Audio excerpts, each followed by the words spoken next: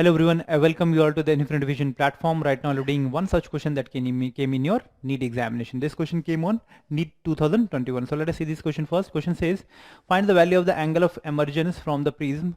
Refractive index of the glass is also given to you. So that means this diagram has been given to you and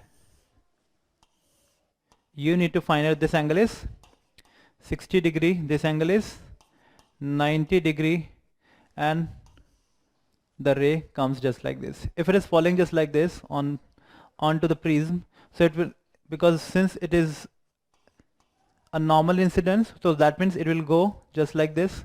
Okay, there is no bend, there won't be a bending of light at this interface.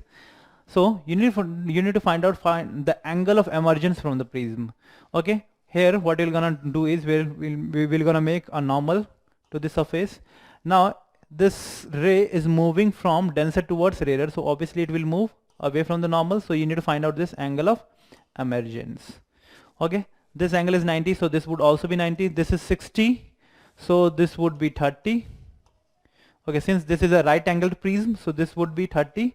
If this is 90, this is 60, this is 60, so this would be 60, and here this would be 30. So the incident at this surface is, incident angle at this surface is 30 degree, and the emergent angle is E, that you need to find out. Okay, now we will be using the Snell's law in order to find out the value of E. Okay, so we know that n1 sine theta 1 must be equal to n2 sine theta 2. So n1, this refractive index of this prism is √3 multiplied by incident angle is sine 30 degree, must be equal to n2, which is refract 1 into sine E. Okay, so it would be √3, and what about sine 30 degree? Sine 30 degree is half, so it would be equivalent to sine E.